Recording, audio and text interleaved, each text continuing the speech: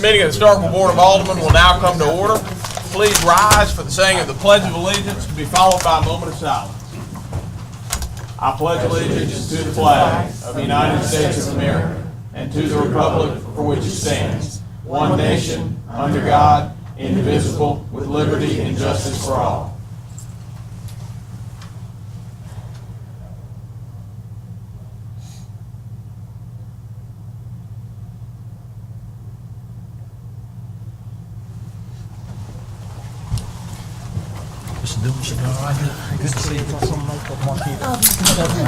All right, you have before you a copy of the modified written agenda, or actually this written agenda has not been modified, so you have before you a copy of the written agenda. So this agenda has not been modified? No. I do have one proposed revision before I ask for revisions from the board, and that is to strike item 11E1, request for authorization for emergency refurbishment of the SED Unit 46. The city attorney and electric department manager still have a little bit of document review remaining before that matter's ready to be considered. Any objection to removing that matter from the agenda? Any objection? Any objection? Any objection? Seeing none. Item 11E1 has been removed from the agenda, and the agenda will be reordered to move item 2 up to 1 and item 3 up to 2, and so on and so forth. Further proposed revisions from the board. Alderman Dumas. Under Mayor's business, I'd like to add item B to consent. All right, the proposed revision from Alderman Dumas is to add item 9B, the consideration of the contract with Arnett Muldrow and Associates LTD regarding the creation of a redevelopment authority for the city of Starkville as presented to the consent agenda. Alderman Dumas, is that your proposed revision? It is. Do I hear any objection? Mr. Mayor, just curious, what areas, I have no problem with it going, what areas are we talking about that are going to be redeveloped? Do you know that yet? The first steering committee, and now they haven't made any decisions as to what they're going to recommend yet, but the conversation in the first steering committee meeting was to take all of the area that was recently rezoned in the form-based coding process and make that the redevelopment district. But again, they are very much at the idea stage right now. And I think, what's the cost on this, Mr. Dumas? I'm sorry, it's been a while since I looked at this. We approved initially a not to exceed $15,000. Okay. And this one I think came in at $14,260. So it was under what we had previously approved. Okay, very well.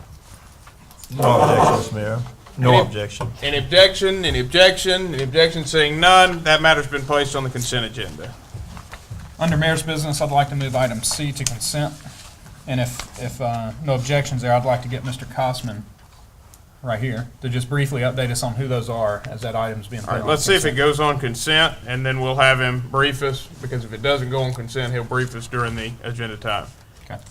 So the proposed revision from Alderman Dumas is to place the, or rather, place the authorization of the 4 grant recommendations from the Healthy Starkville Committee as presented on the consent agenda. Alderman Dumas, is that your proposed revision? It is. Any objection? Any objection? Any objection? Any objection? Seeing none, that matter's been placed on the consent agenda. And Mr. Kosman, would you like to brief us on the developments that were on the agenda tonight? Absolutely. Thank you very much. I'll stay under 3 minutes. Good deal. In your e-packet, pages 70 through 72, we give a briefing on the status of the Healthy Starkville Grant Committee. We've already met in the first round. We ranked all of the grants that were submitted by the deadline. We took a look at a total of 27 grants, which had requested a total of almost $55,000, which was about double what we had available to allocate. Of those, we immediately voted to award funds to 4 groups, which are listed in your packet. We have sent back for revision and resubmission 6 grants that needed technical assistance, and they're receiving technical assistance from 2 of the faculty members in the Mississippi MSU Department of Health Promotion. and we'll be reviewing those before the end of this month. So we're asking for approval of these 4 grants so that they can begin moving forward with contracts with the city and start doing their projects locally. And then we'll be coming back with a second round of funding, hopefully the 1st of April, so that we can get those second rounds of grants going. For the press and the public, would you list the 4 agencies for Oh. us? I know it's in our e-packet. but- Sure. Starkville in Motion was funded for basically public education about bike, legal use of bike lanes, sidewalks, bike paths in town.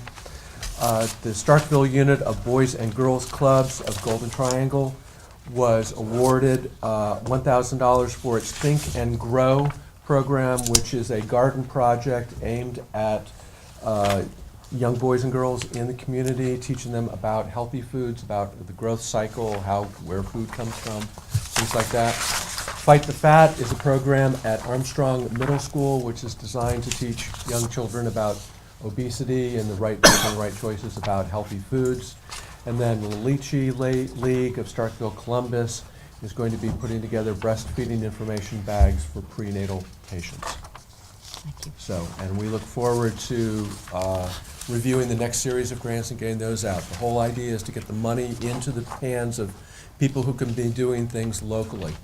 And I might add, as a follow-on to this, we had an issue of having to reject some 15 grant applications. And the reason we did that is because they were either not responsive to our objectives, or they were not sustainable, or in some cases just not put together very well. So I've since been in communication with the Mississippi Department of Health, and they have agreed to fund a series of grant writing workshops for nonprofits in Starkville to develop the capacity among the nonprofits in town. So that would be kicking off sometime during the fall semester, the idea being to learn how, to teach people how to write successful grants so that they can submit to both us and also other organizations that fund these sorts of programs. Thank you, Mr. Kaufman. Thank you. Any further proposed revisions to the agenda? Alderman Dumas. Just a question on item A under board business, and I don't have a problem with that being on there. Did we put a not to exceed amount on that contract with GTPDD? The not to exceed amount that the board has authorized is $10,000. And so just clarification on their contract, 3 plans can be produced at a fixed price of $6,000, which we've seen 2 already. And any additional plan above those 3 will then take us to a $2,500 per piece cost. Is that correct? I spoke with Mr. Sanford this week to get clarification on that term of the contract, specifically to ask him if the 2 maps we had already seen count against the total. He told me that they did not. He also said he did not anticipate our total expenses for this would exceed $6,000. He said the only way we would get into a scenario where he would be charging per map is if we started generating many maps. Okay. Now, that being said, the contract is what it is, and also what the board has authorized is what it is. The board could always come back later and authorize more funding, but at this point, the board has authorized up to $10,000. Item E, under board business, placed on consent, and I'd like to clarify that that is approved as written with the addition of roads being closed from 6 a.m. to 7 p.m., being those reduced to writing in the letter from the Cotton District Arts Festival. That's University from South Nash to MSU, Maxwell Street, Page Street, and Colonel Muldrow Street, and Camp Street. Is that correct? I saw Miss Creasy. Does that hit all those streets? Okay. All right, Alderman Dubus has proposed revising the agenda to place item 10E, the approval of the special event permit for the annual Cotton District Arts Festival scheduled for Saturday, April 21st, 2012, with requested street closings and in-kind services from the city of Starkville, as presented, also noting that the streets to be closed will be closed from 6 a.m. to 7 p.m. on the date of the event. And those streets which will be closed are the streets that have been reduced to writing in the letter of request from the event organizers. Alderman Dumas, is that your proposed revision? It is. Any objection? I have a question. This is a popular and well-attended event, and I understand that there's a shuttle service. Parking, it's so well-attended that parking can be a problem for anybody who drives directly to the event. Would y'all tell us a little bit about the shuttle service that's going to be available? And I understand that it's ADA accessible shuttle services. And Alderman, their public appearance is still on the agenda. Oh, okay, I'm sorry. Yes, we will be partnering with the university to provide shuttle services, much like the gateway service, and all 3 shuttles are to be ADA. Thank you. All right, is there any objection? Any objection? Any objection? Any objection? Seeing none, that matter's been placed on the consent agenda. Do we have any further proposed revisions? Under personnel, item 1 to consent. Proposed revision from Alderman Dumas is to place item 11I1, the authorization to advertise for operator 2 in the wastewater division of Public Service Department as presented on the consent agenda. Alderman Dumas, that's your proposed revision? It is. Do I hear any objection? Any objection? Any objection? Any objection? Seeing none, that matter's been placed on the consent agenda. Alderman Dumas, you have further proposed Under revision? personnel, item 3 to consent. All right, Alderman Dumas has proposed revising the agenda to place item 11I3, the authorization to advertise for foreman in the construction rehab division of the Public Services Department as presented on the consent agenda. Alderman Dumas, that's your proposed revision. It is. Do I hear any objection? Any objection? Any objection? Any objection? Seeing none, that matter's been placed on the consent agenda. Alderman Dumas, you have further proposed revision. Under personnel, item 4 to consent. All right, Alderman Dumas has proposed revising the agenda to place item 11I4, the request for authorization to advertise for a foreman in the wastewater division of the Public Services Department as presented on the consent agenda. Alderman Dumas, that's your proposed revision. It is. Do I hear any objection? Any objection? Any objection? Any objection? Seeing none, that matter's been placed on the consent agenda. And under Alderman Dumas- personnel, item 5 to consent. Alderman Dumas has proposed revising the agenda to place item 11I5, the request for authorization to hire Elizabeth C. Peacock as a cashier in the electric department as presented on the consent agenda. Alderman Dumas, that's your proposed revision. It is. Do I hear any objection? Any objection? Any objection? Any objection? Seeing none, that matter's been placed on the consent agenda. Alderman Dumas, do you have further proposed revisions? I do not. Are there any further proposed revisions from the members of the board? Alderman Perkins. Mr. Mayor, the first request I have is from item E under Department Business Electric Department. I want to remove item number 4 from the consent agenda. All right, item 11E4 Yes, sir. has been removed from the consent agenda. Alderman Perkins, do you have further proposed revisions? Mr. Mayor, I'm wondering, in light of the fact that the gentleman from 5 put the annual cotton district matter on consent, is this the petitioner still desire to have a public appearance, or, normally, if one is removed, but it's up to the petitioner whether she wants to appear before us or not. Would a representative from the Cotton District Arts Festival like to speak to that? The appearance would be yours if you desire, but if not, the board may be comfortable in striking that. If you're fine, we're fine. Okay. Alderman Perkins, you have further proposed revision? On the, Wait, we need to revise that on the agenda. Was that revision to strike the public appearance? yes, strike public paragraph A under Roman numeral 7, public appearance. All right, any objection? Any objection? Seeing none, that matter's been stricken from the agenda. Further proposed revisions, Alderman Mr. Mayor, I Perkins. want to invite your attention to Roman numeral 10, board business, paragraph number F. Is there an objection to the to the ordinance as written for place on the consent agenda? The version on the table.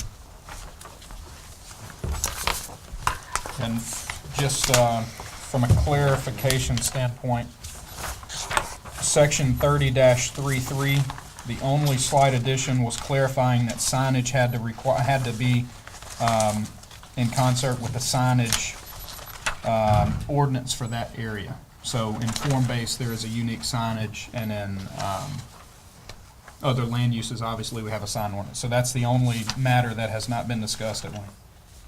Alderman Perkins, you have a proposed revision? I'm proposing to put on the consent unless someone has an objection. All right, I have one. okay, with an objection, that'll remain on the open agenda. No, I want to go to the consent. We make one change. Alderman Ward 5, can we make one change? Section 3031, change that period of time from 30 minutes to 1 hour, what I heard, 30, 31. 1 hour. That they should, 1 hour, 60 minutes. Change that to 60 minutes instead of 30, so they can't leave it unattended for 60 minutes? so 60 minutes. I have no problem with that. Okay, we can move it to consent.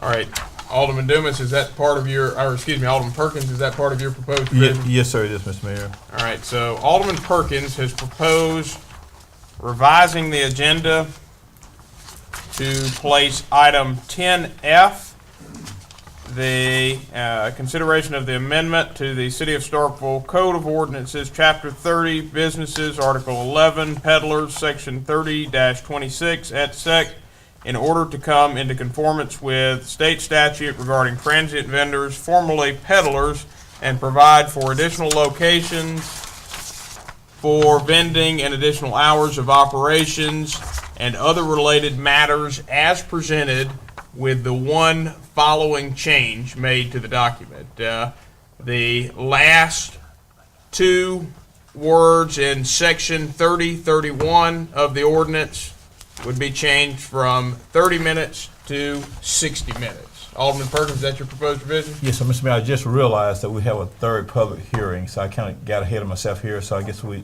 need to hear, Mr. Turner, don't you think so? We need to hear from the public first? I was going to advise the mayor that just if anyone wants to be heard on that issue, maybe we hear it right now. Right. And then if we let everybody be heard, we can let that go through on consent, if that's the will of the board.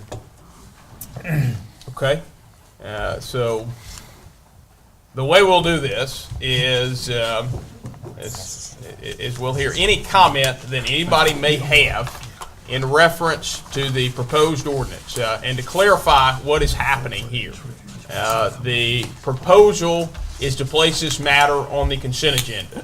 If the board, without any objection from the members of the board, decides to place this matter on the consent agenda and then passes the consent agenda, this ordinance will be passed. So in lieu of having the public hearing at the scheduled time before proceeding to potential passage on the consent agenda, what I'll do is I'll offer anybody an opportunity to make comment on this proposed ordinance that would like to before the board makes its decision as to whether to put the matter on the consent agenda. Is there anyone wishing to make comments on the proposed ordinance, which is an amendment to Code of Ordinances, Chapter 30. Is there anyone wishing to make comments?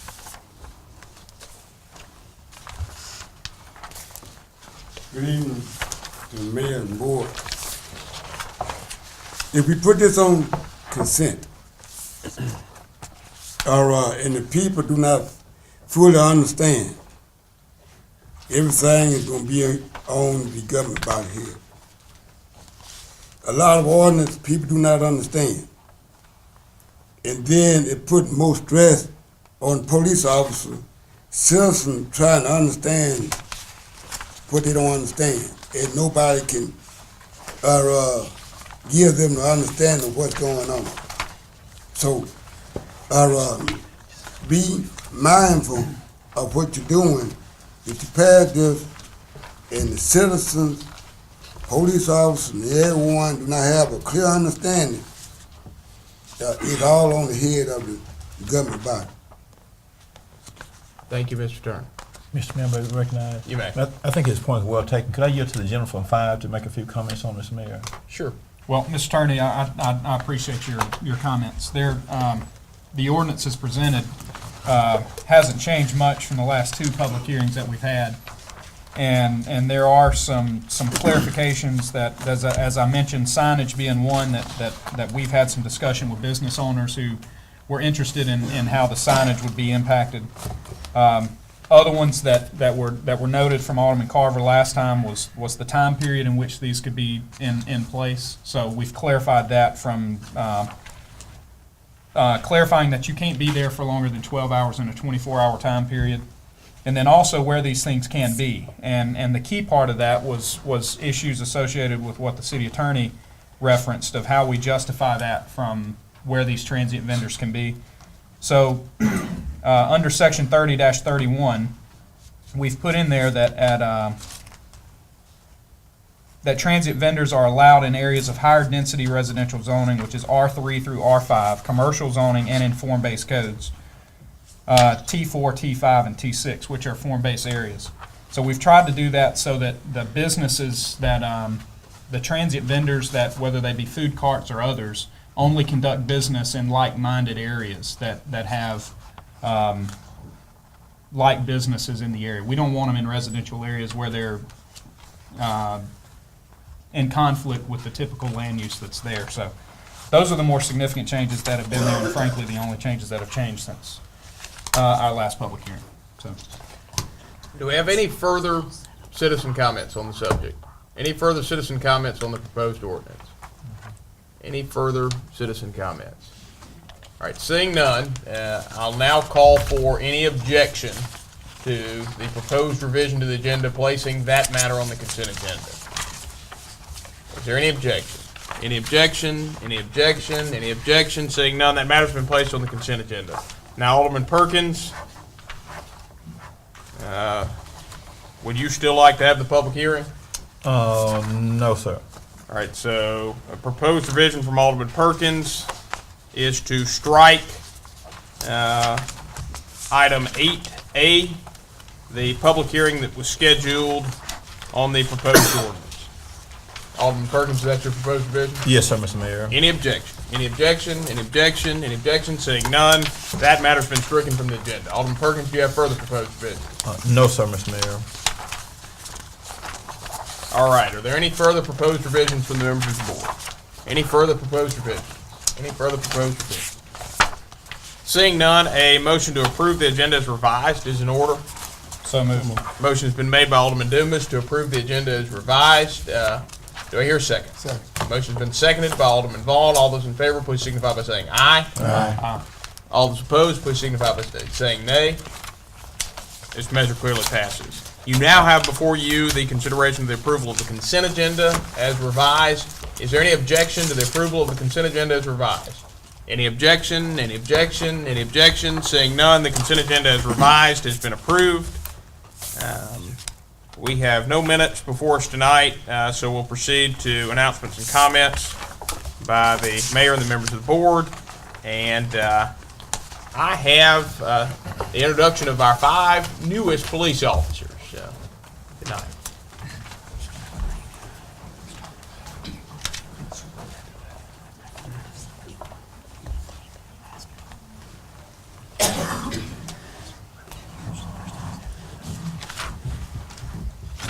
I actually had the pleasure of swearing each of these officers in right before our board meeting, so you truly have the 5 newest police officers that you may ever have in front of you. First, I'd like to introduce Nathan George, originally from Sullivan, Alabama, attended Sullivan High School.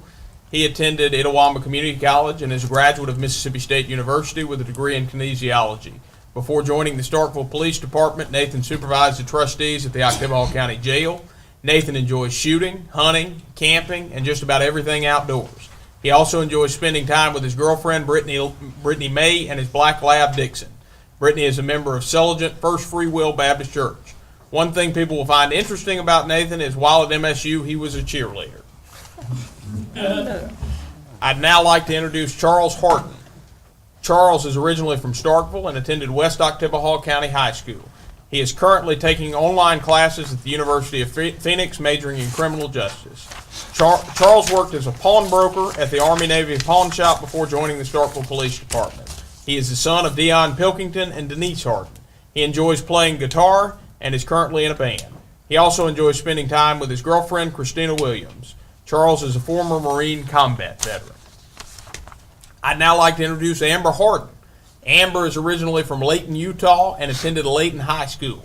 She is a graduate of the University of West Alabama with a degree in psychology and counseling. Prior to joining the city of Starkville, she worked at Tractor Supply and Modern Pool and Spa as a pool service technician. Amber is a proud mother of 3 children, Scout, Holden, and Cole. She enjoys spending time with her family, as well as traveling, yard work, and spending time with friends. Amber is also the owner of 3 pets. Jody Man, a bulldog, Clifford, a terrier, and Sarah Dell, a calico cat. She and her family attend Shepherd's Chapel. I'd now like to introduce Charles Jones. Charles is from Starkville and a graduate of Starkville High School. He attended East Mississippi Community College. Previously, Charlie worked at Winston County Corrections Department. Charlie and his wife Tabitha are the proud parents of 2 children, Philip and Summer. During his spare time, Charlie enjoys hunting, fishing, playing golf, and is a closet Maury Povich watcher. Charlie is also a former Marine combat veteran. Finally, I'd like to introduce Joseph Miller. Joseph is originally from Hatley, Mississippi, and attended Hatley High School. Joseph is a graduate of the University of Mississippi with a Bachelor of Science in Criminal Justice and Homeland Security with a minor in history. Before joining the city of Starkville, Joseph worked as a debt collector for Jacob Law Group. Joseph enjoys diving, marathons, biking, and spending time with his girlfriend Ashley Taylor. He is also a member of the volunteer fire department. Joseph is the owner of a Weimaraner named Wes and attends Meadowood Baptist Church. Please join me in welcoming Nathan George, Charles Harden, Amy Hayden, Charlie Jones, Joseph Miller to the city of Starkville.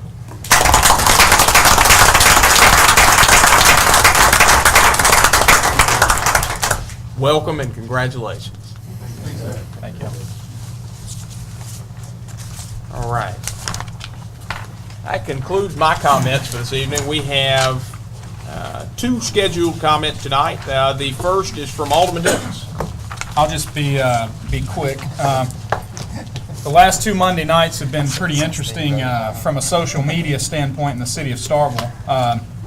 2 weeks ago, those of us who are on Twitter, I guess that's me and you, isn't it, Alderman Parker? Probably.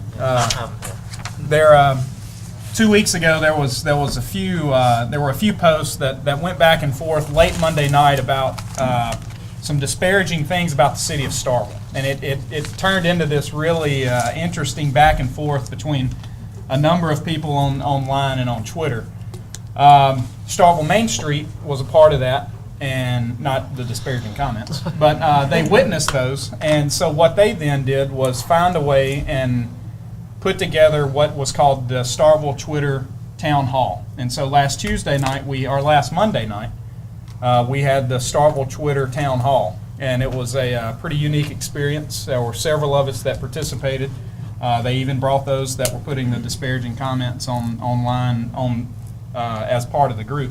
But it lasted from 8 to 10 o'clock. So over those 2 hours, there were 400 unique visitors, so 400 unique different Twitter accounts. There were over 1,500 posts over those 2 hours about various things about the city of Starkville, whether they be good, whether they be bad.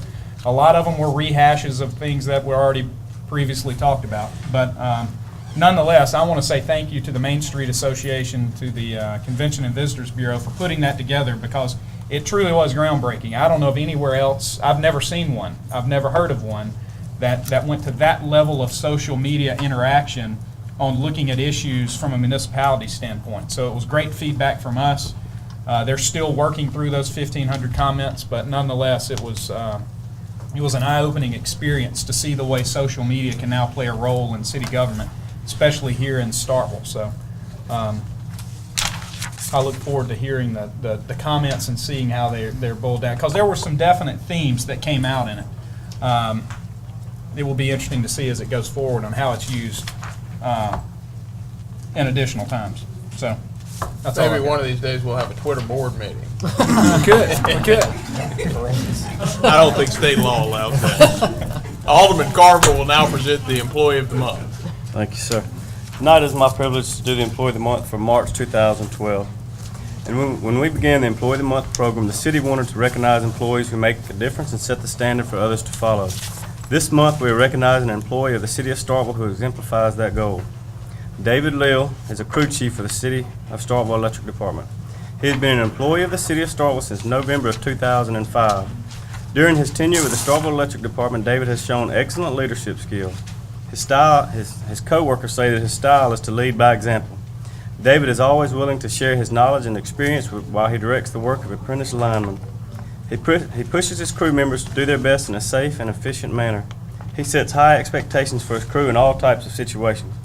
Recently, David was very instrumental in reworking the transmission facilities at the intersection of Old West Point Road and Highway 182. This project took several months of planning, and David identified the best solution for a very difficult problem. David works each day to provide a high level of service to our customers. He is professional, dedicated, and dependable in all of his responsibilities. David is a positive influence in the department and is considered the go-to guy for the difficult hotline work. Starkville Electric Department is fortunate to have somebody of David's ability and character. He represents the city of Starkville and Starkville Electric very well. It is my pleasure, along with the mayor and the Board of Alderman, to recognize David Lill as the Employee of the Month for March 2012.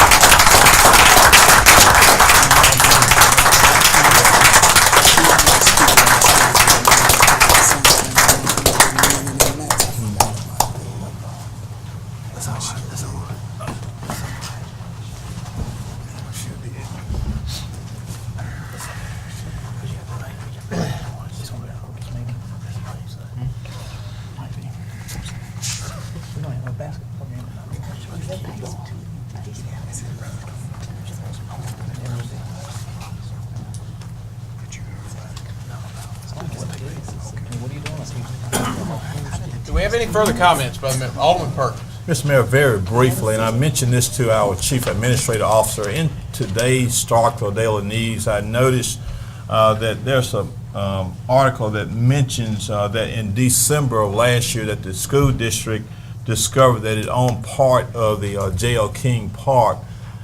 And Mr. Mayor, if there's no objection from from you and the members of the board, I would like for our city attorney to conduct an examination of the land records in this county so that he can give us a briefing at our next meeting.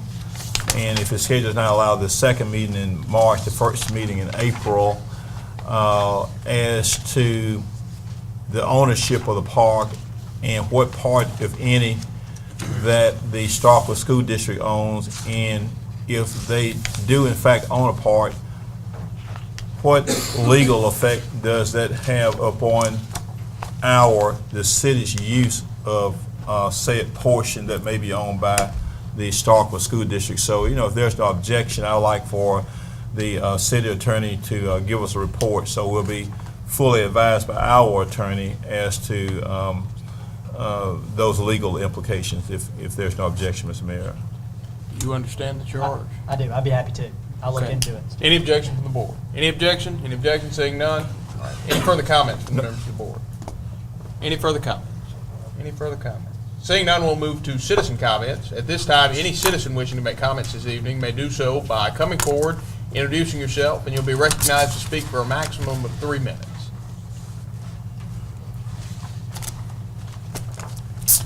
Good evening to the mayor and board. My name is Alvin Turner, Ward 7.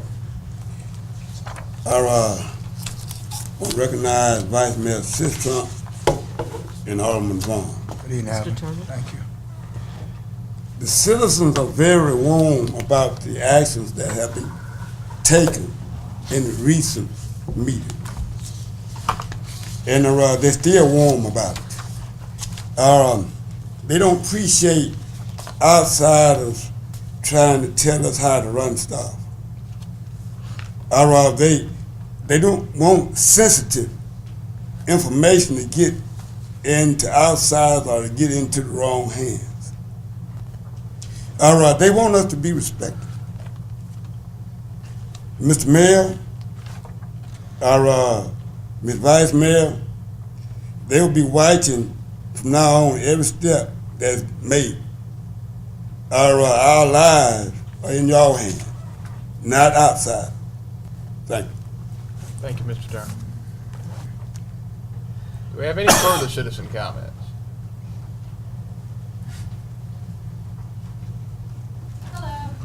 Hello. We're representing Starkville's Mayor's Youth Council. State your name. Oh, I'm Emily Dahl. And I'm Deja Ashford. And we just wanted to thank you for your contribution and let y'all know what a successful event this was. Y'all were able to help us with the Youth Summit, which was held this weekend. We had 490 people attend. We had originally 590 people signed up for it, but because of the weather, only 490 attended. But it was very successful, and it was a fun and learning experience. So thank you to all of you. I had the pleasure myself of attending the Youth Summit this weekend, and let me just say, you all should be very, very proud of how you were represented by our youth council at the summit. You guys did an excellent job. Okay. Thank you. Thank you.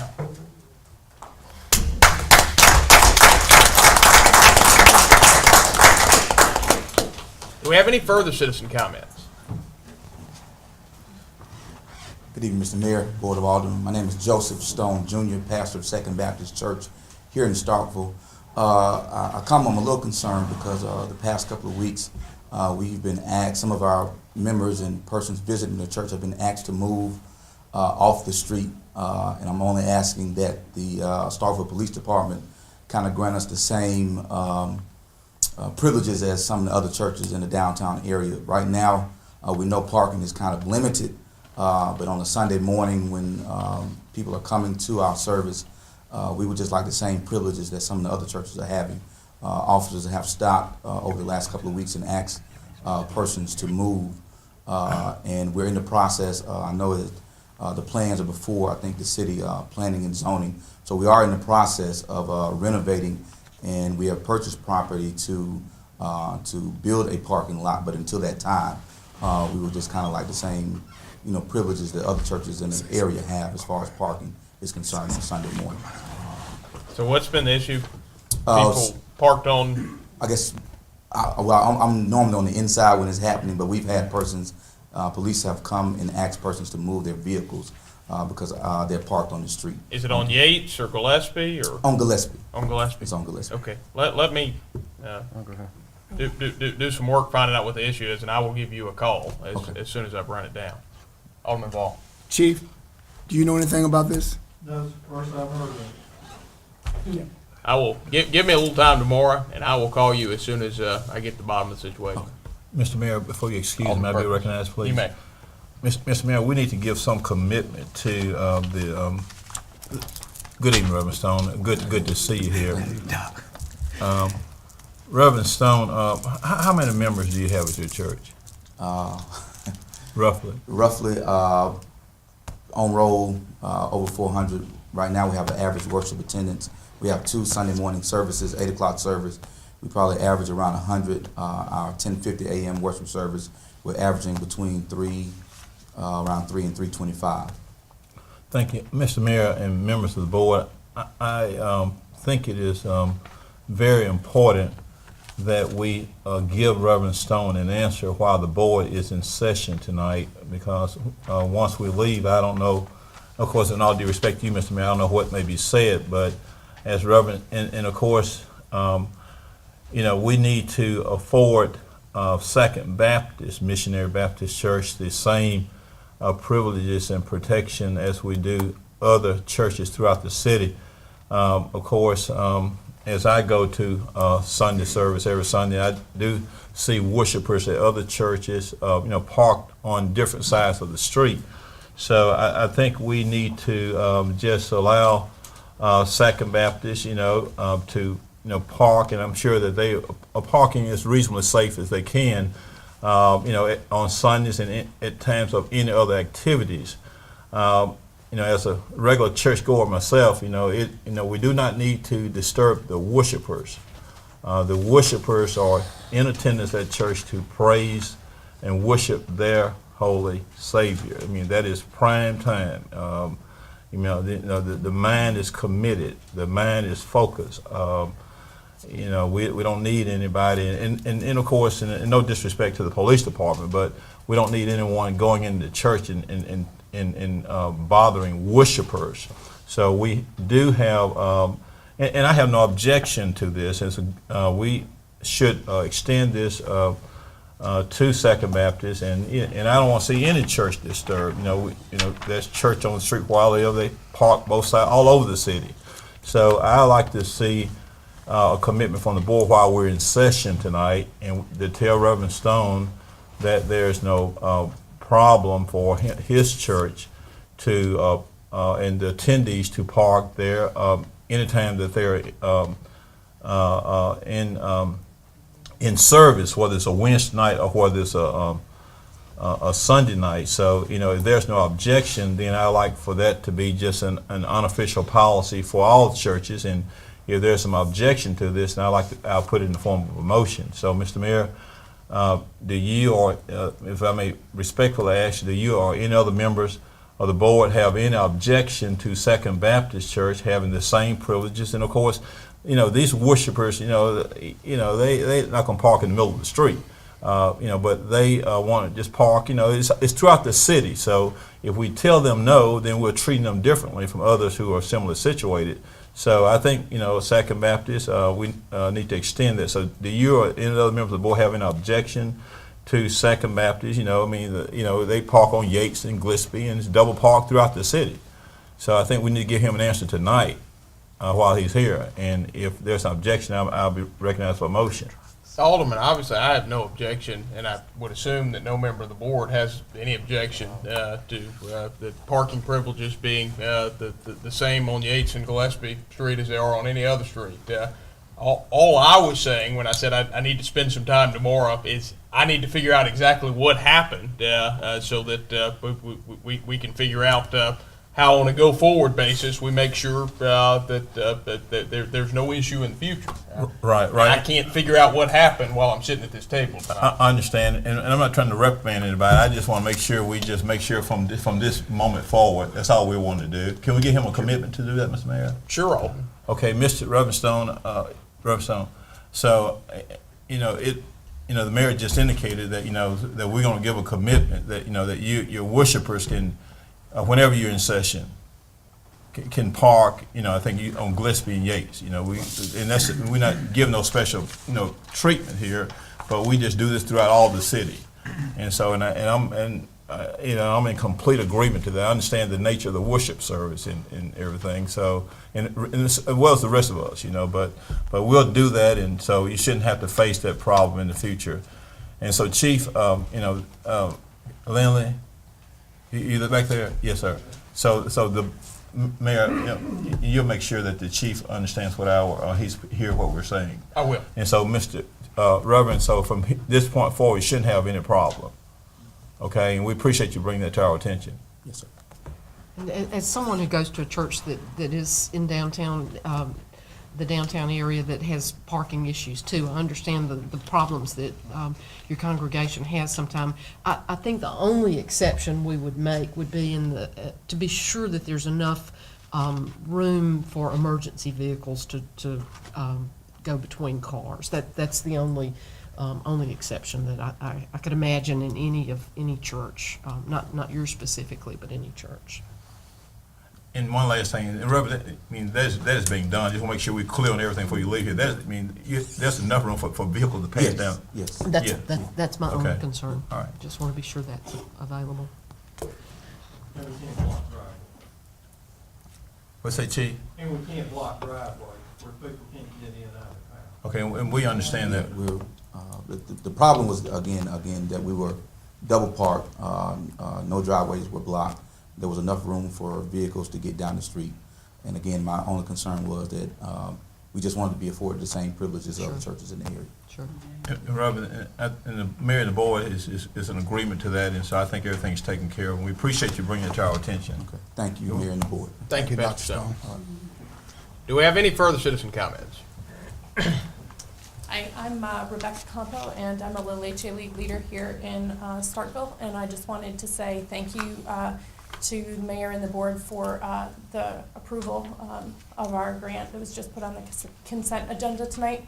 We're very excited and very much looking forward to working with the Starkville community and the prenatal programs throughout the area to try and affect some change. So I wanted to thank you all very much in advance for your work, and we look forward to giving you some information and data on how our program has worked in the future. Thank you. Thank you. Thank you. Yes, sir, Mayor and Board of Alderman. My name is Chris Taylor, and I'm with the Tippecanoe County NAACP. And I'd like to thank you all for purchasing the ad. And make sure everyone understands the banquet is May the 5th, Starkville Sportsplex, and it's $25 a ticket. So I expect at least 2, 4, 6, 8, 10. 10 tickets automatically, and the rest of the audience also. Everyone is welcome. Guest speaker Derek Johnson, our state president. Thank you. Do we have any further citizen comments? Any further citizen comments? Do we have any further citizen comments? Seeing none, we'll move to public appearances, and we now have one public appearance this evening, and that is representatives from Kimberly Horn to report the results of the South Montgomery traffic study. You will have 10 minutes to make the presentation. Thank you, Mr. And then Mayor. I'll ask that you hear questions and comments from the members of the board. Okay. I'm Wayne Gaskins. I'm with Kimberly Horn and Associates. I have with me Ben Ledsinger. He's with SSR. We're the consultant team that's been working on the South Montgomery Street corridor study. I'm going to run through, that's not very bright. It'll get brighter. Okay. Okay. In large part, this is the presentation that we made at a public meeting with a few adjustments to it as a result of comments from the public meeting. That went for about an hour and a half, but I will condense it down into 10 minutes. Okay, our charge with the South Montgomery Street corridor was basically we were to look at what would help the corridor function at an acceptable level of service over the next 10 to 20 years, with specific considerations being in vehicular traffic movements, safety, and then pedestrian bicycle movement. The characteristics of the corridor, it's extended from Poorhouse Road, which is actually outside the city limits, up to Academy Street, a distance of about 2.7 miles, exclusively residential, the part that is not still agricultural. There are no east-west connectors to adjacent parallel north-south streets within this 2.7 mile section. It's a rural cross-section, open shoulders, drainage ditches, all the intersections are residential in nature. There is opportunity for additional development, primarily at the south end of the corridor, because that is still in agricultural use. This is just a future zoning map. Don't have the pointer, but in the bottom right-hand corner, South Montgomery Street, there's yellow is residential, green is agricultural, which I don't think really surprises anybody. Also zoning, similar. Just to give you an idea, this is the Poorhouse Road intersection. Again, this is outside the city limits, and the reason the corridor extended to outside the Starkville city limits is a requirement that you have to have a designated terminus that's logical. A city limit, a county line, a state line is not considered a logical terminus. You have to go somewhere where the characteristics of the corridor can change, and that's the reason it was extended down to Poorhouse. Again, just looking here, Greenbrier, you see that we do have a small hill there that crests fairly close, creating some sight distance problems. This is up at Academy, looking north, and you can see here, this is the improved section of South Montgomery Street that's north of Academy Road. And after you get past the intersection laneage, it drops into a 3-lane section with curb and gutter. Again, just looking west down Academy. We looked at accidents along the corridor. We got these crash reports from the city. We also checked with MNOT to look at their crash database to make sure that we were capturing all the accidents that were occurring in this segment over a 3-year period. You can see the crash status summary here. Over a 3-year period, we had 33 total accidents, and in the big scheme of things, of course, if you're in an accident, you know, it's a big deal. But looking from a larger perspective, 33 is not an overly significant number of accidents. If we could get rid of the deer running across the road, we would reduce that down to 28. We're not recommending fencing along the entire corridor to keep the deer away. It's not really intended to read this. In order to look at future traffic, we had to look at some modeling that had been done because the city of Starkville itself had not done any modeling or had any historic data that we could project future traffic volumes. So this is the North Mississippi travel demand model. We have The numbers that are in red there, those are 2006 total average daily traffic, which is the traffic on the segment two ways for 24 hours. We had the 2006, we also obtained the 2035. We set 2035 as our future design year, since that was really the year that we had the future traffic for. Again, we had the modern traffic, but we also came out in September of last year, and at 10 intersections along the corridor, we actually conducted traffic counts for 8 hours of the day, for 3 hours in the morning, 2 hours midday, 3 hours in the afternoon, to determine what the actual traffic volumes and turning movements were at intersection. Now, we didn't, this doesn't represent every single intersection along there, but we captured the major residential intersections, which we felt would be representative of the smaller ones. So this was the actual traffic as of September 2011. We ran a capacity analysis, and just briefly, you see lots of letter designations. It's sort of like going to school. Traffic engineers, we grade intersections from A to F. The only difference is in school, you really strive for the A's and B's.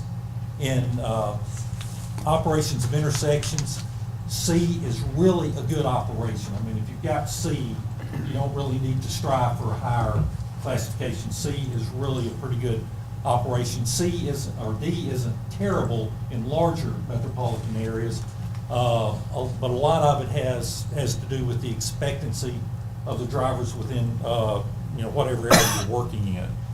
So as you can see along, those are the intersections we looked at from south to north. As you can see, traveling along northbound and southbound, the NB and SB at the top, on both the AM and PM, you can see traveling along South Montgomery Street is really great. I mean, it doesn't get any better than that. You can look and see on the side streets, either eastbound or westbound, we start getting a little bit lower level of service, and this is just as everyone is fully aware, traffic that's sitting there at an uncontrolled intersection waiting for gaps in the northbound and southbound traffic in order to make their turning movement. Yes, sir. Just to clarify, so we're not really concerned about A's and B's? We're more concerned with C's, D's, and E and F? I'd say D, E, and F is probably what you need to focus on. Okay. Yeah, you're doing okay at the other Okay. levels of service. And like for example, if you look at intersection 8 Shadowlawn, go over under the eastbound, you see a D there.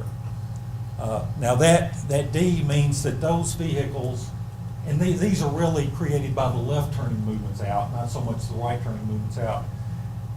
There's not a lot of vehicles making that move. There may only be 20 or 30 in an hour making that move, but those vehicles are experiencing significant delay waiting to get out onto the street. So that's what that represents. We projected forward. We took that, we increased the volumes by about 16% from 2011 to 2035, which was what was represented in the North Mississippi Travel Demand Model. Looking at the zoning, that didn't seem unrealistic, assuming that the corridor would continue to develop as residential.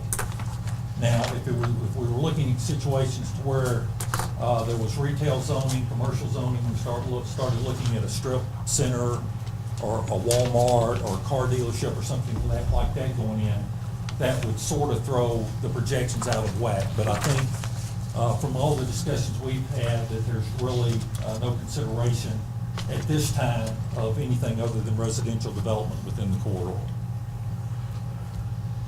We did 2035 projections, just like we did for the existing year. Again, 16% or so increase in traffic along South Montgomery Street really didn't change things that much. If you're going straight, there's not so many vehicles on there that it impacts your travel. Now, if you look down at all of the intersections, Poorhouse through Sherwood are stop sign control on the minor streets, residential. When you get to Academy, that's a signalized, and that's what the U means unsignalized, the S under Academy means signalized. And as you can see there, even in 2035, we got levels of C and D, roughly. There's one B movement. Again, looking that far into the future, that doesn't appear to be a significant problem that you need to do a lot about right now. Now, let me move forward here. Met with the mayor and Eric Parker representing that district. We talked about this stuff, and they said, well, and correct me if I'm misstating what you said we do agree that it's going to be residential, but, you know, we're hoping that, you know, we get growth out there and it develops, and maybe it will be more than that 16% up to 2035. So let's look at what the conditions would be if there was even a greater increase in traffic in this area than what we were expecting. And so we did that. We went up, we took the year 2035 and we added 50% to that, which is 50% more than what was being projected by the North Mississippi Travel Demand Model. As you can see, on the north end of the corridor, which is at the bottom of the sheet there, you see we start getting into some C's and B's on South Montgomery Street, which is logical because that's getting closer to in town, that's closer to the Academy Road intersection. You can see on some of the side streets, you're seeing some F's pop up. Well, what that means is that doesn't mean that a car that's wanting to turn out of the side street can't do it. It just means it has to wait a long time for a reasonable gap to make that turn into the two-lane street. So if we start seeing substantial growth in the future, and this is a few years out as things start going faster than what we're anticipating or what the model is showing, you know, we might start looking at some things. But really, this is not something that I would be overly worried about at this point in time. We were looking, after we got into study, we looked at the comprehensive plan for the city of Starkville, and there was actually, we started on this and we were into some of our, developing our recommendations before we actually were aware of this, but the top bullet point under recommendations, it says construct an east-west route on the southern part of the city connecting South Montgomery with the University and Highway 25 to the west. Really to alleviate some of the problems that could. Yes, sir. You got 1 minute. Okay. Well, I'll wait for the questions in. Let's get into it. We looked at two typical sections. One is where we had the top one is where we developed a 3-lane section with an on-street bikeway on either side, and then with a sidewalk. The section below it, we said, well, let's look at something else. So we looked at a 3-lane section with a 10-foot trail on one side or the other that would be two-way. This kind of gives you an example of what both would look like. And I'm going to leave behind packets of this presentation for each of you. And we're also going to leave it behind electronically. This is, again, just looking at what a segment would look like. At the meeting on December 5th, we had 45 people attend. It was a rainy, cold night. I was very impressed with the turnout and basically the intelligent questions I was getting. Very concerned citizens. The interest of the citizens were in the bike ped improvements, which we really focused on. There was a lot of support for extending these improvements north to Lynn Lane to make a connection to other paths, and probable cost, what we were looking at could be in the 2.9 to 3.6 million range. The next phase would be moving into the NEPA environmental studies, and I think questions, comments. Questions or comments from members of the board? And just the 50% that we added, that would be just so you know where I mean, I personally came up with that. I mean, the Ward 3 grew from 2010, 50%. So there is as much or more land available to develop, you know, so that's kind of where Right, the additional and I think it was a 50%. very logical, Right. recommendation. Do we have any further questions or comments from the members of the board? I saw you had categorical exclusion. Is it your opinion that this will meet a categorical exclusion, or we don't have to go through the full NEPA process? Yes, with the caveat. I think it will, I don't think it will necessarily meet a programmatic categorical exclusion, which is basically a letter. But I think if we stay within, you have 60 feet of right of way.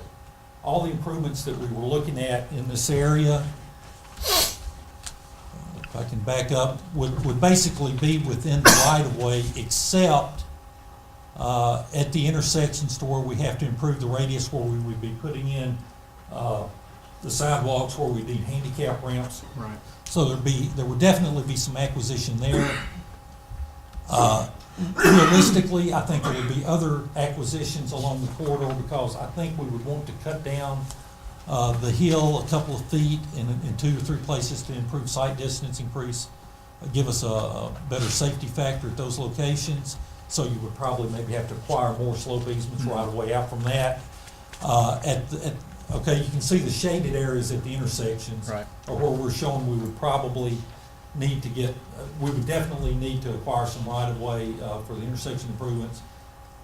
At locations along there for drainage improvements, things like that, we might want to avoid standing trees, or, you know, there's some wiggle factors that we would have to look at, that you would look at in more detailed design. At worst, I still think we could probably get a categorical exclusion, that's my personal opinion. At worst, it might move into an environmental assessment, but I don't see any way, there's nothing along there that would kick it into an EIS. In your report, you talk about alternative street cross sections, and you talk about the, I think it's in your, but you basically talking about just putting turn lanes at the major intersections. No, these sections here, right, it would be a 3-lane section for the entire length of the corridor, because you've also have driveways along there, not just at the intersections. There's a few places in the center where some of your intersections on opposite sides of the road are maybe only 170 or 290 feet apart. So, and so you list that as an interim improvement at the end of the report. well, I'm sorry, if we wanted to make interim improvements, that would be turn lanes at the intersection. Okay. That would be the interim. Would the 3-lane cross section, I know that'll help with northbound, southbound traffic turning into a subdivision, will that alleviate the issues of the lower levels of service coming out of the neighborhoods? It's something that's very difficult to model, but functionally, if you've got a turn lane that's exiting the intersection, under normal conditions, cars that are exiting, making a left turn out of there, they feel like they have more freedom, that they can maybe even turn and go into the turn lane and then merge over into traffic. It's not really something, it's kind of an individual decision type thing. It's kind of hard to model. I think it would decrease the overall delay at the intersection, but that's not something that we can actually model. But it's just been my experience at many cities throughout the country that if people have that turn lane exiting the intersection, they will tend to turn into it. Will the, in a perfect world, considering these things, all things on the table, what are the options in helping to alleviate the pressures in those intersections coming out of the neighborhoods? I think ultimately to alleviate, well, first off, there's not enough traffic coming out of them to warrant traffic signals. Even in the future traffic conditions, you just don't have the volumes coming out. One thing that I think would help would be some connectors, some interconnections between Poorhouse Road and Academy, either to the east or to the west, parallel routes, to let people that might normally, that unless they're going straight up South Montgomery, they might could even have the option of, instead of turning left, they might could turn right and go, you know, maybe down the block to get on that parallel street to go over to Route 25. Or you could have some internal connections to an east-west route from the neighborhoods, to where very likely you could I would think if you got an east-west connector, in all likelihood, that would probably warrant signalization, and that in turn would attract traffic out of the neighborhoods to the road where they could go to signal to get out. But I think, I was hoping you were gonna say what you said at the beginning, so I appreciate you saying that. okay. But I think really the 3-lane will, under existing traffic, I think the 3-lane section would help 4 vehicles exiting. And there was as much emphasis at the public meeting on pedestrians and bicycles, really more so than there was on the traffic movements. There was a lot of concern, people were wanting, saying it was heavily used officers, a lot of MSU faculty, students that live in that area that would want to bike to campus along there. A lot of people said they want to jog, they have to drive somewhere to jog where they could get out on the sidewalk and jog or ride their bikes in the bike lanes. And I think that would really, in terms of federal funding for the project, I think that would really be the catalyst, the sell point, as it were, to get the funding would be for the multimodal aspect of the corridor. Because now you're single mode, you would go to a 3-mode with these improvements. Was it, and this, I don't want to put words in your mouth, but just to summarize, I mean, there's not, now north 23 years down the road, we don't anticipate significant movements northbound, southbound on South Montgomery, even in a 2-lane cross-section and a no-build? Well, you don't expect them significant enough to warrant more lanes than that. Right. And and the real factor then is the stress or the level of service at those neighborhoods that are coming out Right. that arguably could be there because there was the lack of foresight to connect those to additional roads that are adjacent to that. Because I think those were originally planned, but unfortunately those connections never Yeah. happened. I won't comment on the lack of foresight, I'm just saying because there is not. a Right. No, connection. you don't need to do Okay. that, so I appreciate it. Okay. Mr. Mayor, one question.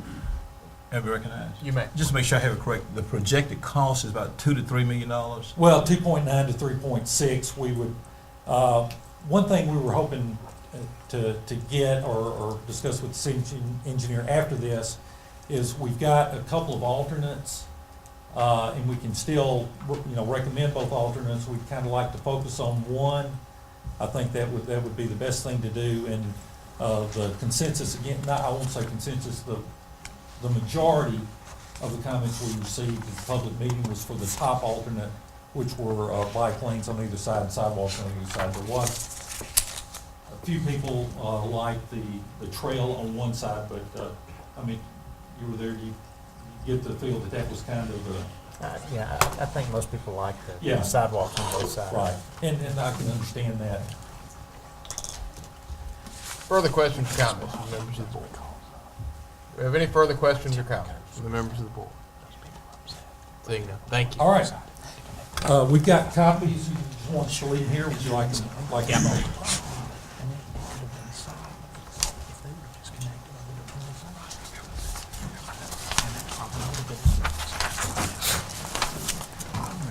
All right, that will take us all the way to the fire department claims document. We'll give Alderman Carver a moment to exit the room. Move approval. Second. Motion has been made by Alderman Dumas to approve of the City of Starkville claims docket for the fire department as of March 1st, 2012. Alderman Dumas, that's your motion. Thank you, sir. It's been seconded by Alderman Perkins. Any discussion? Any discussion? Any discussion? Seeing none, all those in favor, please signify by saying aye. Aye. All those opposed, please signify by saying nay. Measure clearly passes. Could someone go and ask Alderman Carver to re-enter the room?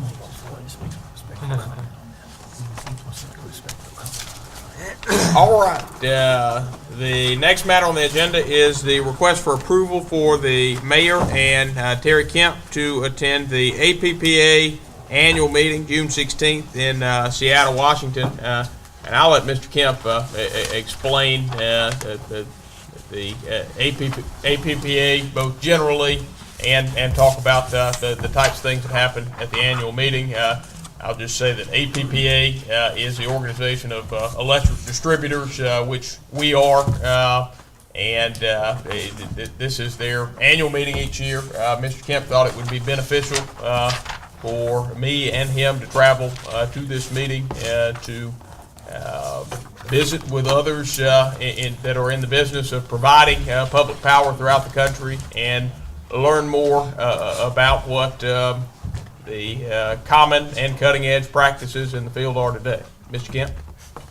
I think you've said it well, Mayor. I think, as you said earlier, APPA is a very strong organization that represents public power municipal systems throughout the country. I think there's probably 2,100 members of that organization. Starkville is one of those. From an agenda standpoint, it creates a tremendous opportunity to learn best practices, both in energy efficiency, reliability, customer service, and even on development of employees as relates to new technology that's coming down the road for utilities. The conference, this is the annual conference. This happens to be in Seattle this year.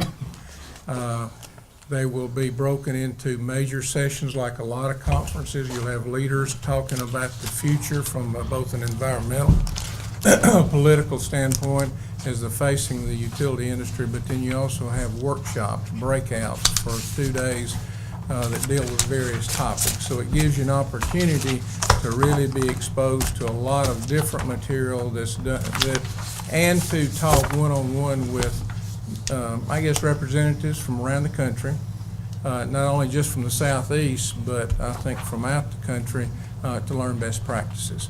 That is the purpose. I think it's a tremendous opportunity. It happens once a year, and as the mayor said, it gives us an opportunity to learn, bring back here good practices that we can implement here to provide our customers better service. Discussion. Alderman Perkins. Mr. Mayor, let me just make some comments, and very respectfully, and I'm going to support this reluctantly. Let me say one question, Mr. Kemp, then I'll make my comments. What was the subject matter and the nature and the purpose of a trip I think that you and the mayor, if I'm correct, attended in Washington, D.C. Within the last 12 months? What was the purpose of that trip? It was last February, I believe. It was part of APPA. They actually call that the Legislative Rally. It's held each year. As a matter of fact, that actual session is going on next week again. We talked about it, and based on what's going on right now, we elected not to ask or be recommended to go to that. But here again, it's an opportunity to visit in Washington, to really focus on legislation and key issues that's affecting the utility industry. So that's what we went to last year, yes, sir. Mayor, my comments. I'm looking at this handout. I say this annual event is attended by municipal public power representatives from all 50 states. The agenda features leading political, economic, business, and public policy thinkers addressing the critical issues shaping our utilities industry's future. And as I just said, I'm going to support this very reluctantly. I think that we, as a city, needs to be more conservative and cognizant of our dollars that belong to the taxpayers and the ratepayers. Respectfully, I think this is an overkill to send two people from the city of Starkville almost to the borders of Canada. And of course, I've been to Seattle before, but not at the taxpayers' expense. But I think that, that one person, should be substantially sufficient to go out there and get all of the information that our city of Starkville needs, given all the technology that we have here. That stuff can be transmitted, information can be transmitted back. We have a technology department back to us, and as we move forward in the future, no disrespect on any requesting, I'm just talking to the city of Starkville on behalf of, as I said, the taxpayers and the ratepayers, but then hopefully in the future that we'll start streamlining these requests. $2,600, these are not friendly skies, these are expensive skies. So that's a lot of money for a whole week. And so hopefully, it may say, well, this is budgeted, but if we have this kind of money in our budget, we can look back at rolling back the rates there. We have people struggling in our community. They're struggling paying the bills. They're struggling with living. The economy is tough. They go out there for a whole week to Seattle, Washington, almost to Canada. I mean, that's unnecessary. But and hopefully everybody in this room know I'm just talking straight here. I mean, I'm not picking on anybody. I'm just talking on behalf of the city of Starkville. I mean, and it's not directed at anybody. So, and I think all of you know now. I don't care who it is. I mean, at the table, I'm going to call it as I see it. So, I'm going to vote for this. But I want to just say in the future, hopefully we'll cut out some of this this plush traveling as I see it. I think we can send one person. If it's going to Columbus, Mississippi, or to the Gulf Coast, that's different. But way out to Seattle, Washington, that's a long ways. That's to the extreme West Coast. We're almost looking over into Canada. I mean, that's way out there. So, for a whole week, that's a long time. But nevertheless, hopefully in the future, and just because we may have it budgeted, that don't mean we have to spend it, because this money belongs to the taxpayers and to the ratepayers. So I just wanted to say those comments respectfully. I'm going to vote for it, and I'm going to vote for the motion. I'm ready to vote whenever there's a motion out there. Further discussion? Move approval. Motion has been made by Alderman Dumas to approve a request for the mayor and Terry Kemp to attend the APPA annual meeting June 16th through 20th in Seattle, Washington, as presented. Alderman Dumas, that's your motion? It is. Do I hear a second? Second. Motion's been seconded by Alderman Sistrunk. Alderman Dumas, you wish to speak on the matter? No. Any discussion? Any discussion? Any discussion? Seeing none, all those in favor, please signify by saying aye. Aye. All those opposed, please signify by saying nay. Measure clearly passes. The next matter on the agenda is the request to amend job descriptions for all supervisory positions in water sewer division of the Public Services Department.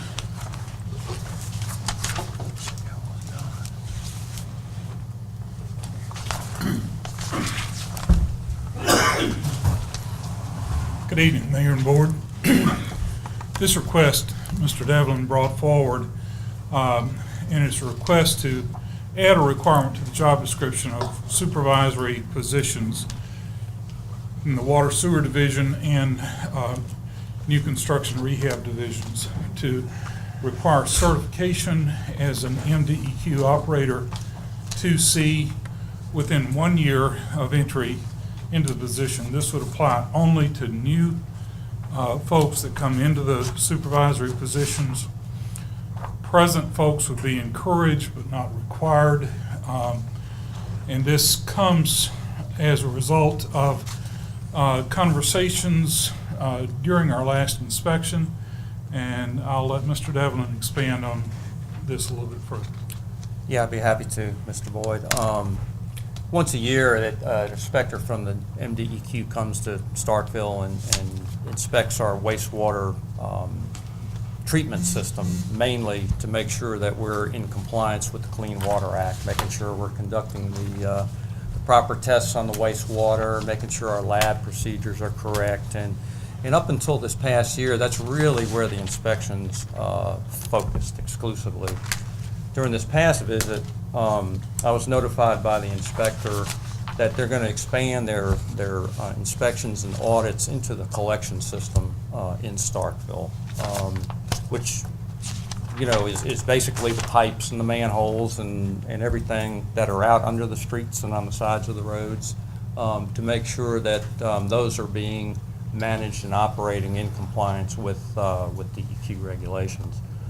Also the pumping stations and anything upstream of the wastewater plant as far as transporting the wastewater to the facility down south of town.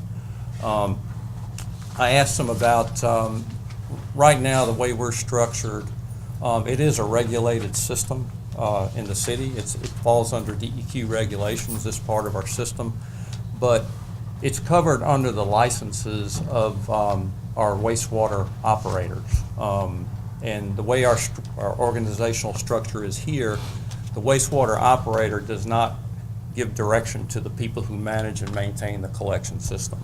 So essentially, it would be best, because these issues are coming up 24 hours a day, 7 days a week, overflowing manholes and that type thing. it would be best if we had people in these positions who understood the regulations, the importance of the regulations, what's required by the regulatory authorities as far as managing, maintaining, and corrective action.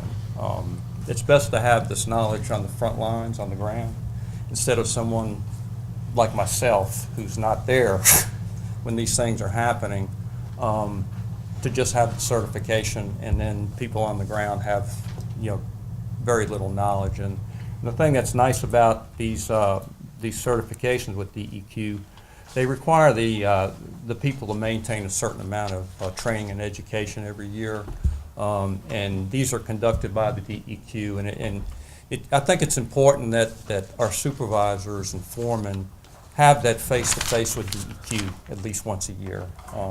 Establish that relationship, keep up to date on the new regs, and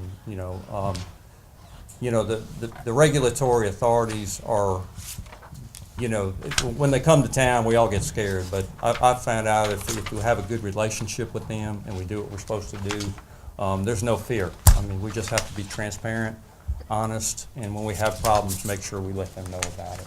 And I know I would sleep better knowing that people in these supervisory positions that are out on standby all during the night know what the requirements are and they're certified. Discussion. This is not proposing any change in the job classification or salary scale for these positions. Discussion. Alderman Ball. So in a word, if you go to this here, so you got an unemployed qualified and doesn't have this certificate or this inspection degree, he won't get a chance of being promoted. And so, and this request is similar to the same request that came from the city clerk office, doing the same thing, trying to amend the job application. It's the same request. It's similar to the same request. But me looking at it from a standpoint that you might have some employees qualified, but if they doesn't have the certification, they will never get a chance to move up. Is that what you're saying? That's incorrect. They would have. I'm just asking. They would have a 1 year period after they enter the job to obtain the certification. So it would not impact their ability to apply for the job and be considered as far as not having the certification. They would just have to obtain the certification within 1 year. You say this don't require no rate change. Right. Right now. That's correct. Right now. Further discussion. Any further discussion? Mr. Mayor, I move approval.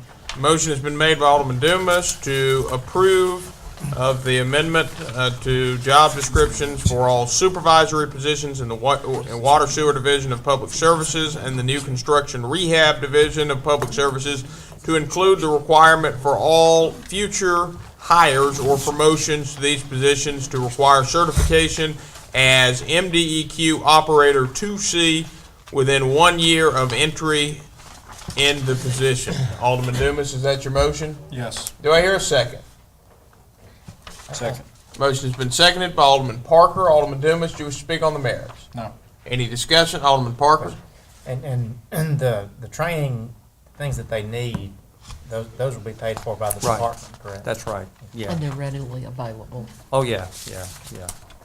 And I was even thinking of maybe having maybe a monthly study hall with all the candidates, so I can give them the support and help they need to pass the test. And they give the test in May here at Mississippi State. So there's, it's really convenient for them to go get the certification. Further discussion? Any further discussion? Any further discussion? Any further discussion? Seeing none, all those in favor of Alderman Dumas' motion, please signify by saying aye. Aye. All those opposed, please signify by saying nay. Nay. Nay. By a vote of 4 in favor with 2 against, this measure passes. Thank you, gentlemen. Thank you. And that exhausts the open session portion of our agenda. At this time, a motion to move into closed session to determine whether there is a need for executive session is in order. Second. Motion has been made by Alderman Dumas to move into closed session to determine whether there's a need for executive session. Don't y'all all leave and lose quorum. And motion has been seconded by Alderman Perkins Any discussion? Any discussion? Any discussion? Any discussion? Seeing none, all those in favor of Alderman Dumas' motion, please signify by saying aye. All those opposed, please signify by saying nay. Motion passes. We will move into closed session, and without objection, I'm going to move us into a brief recess. Any objection? Any objection?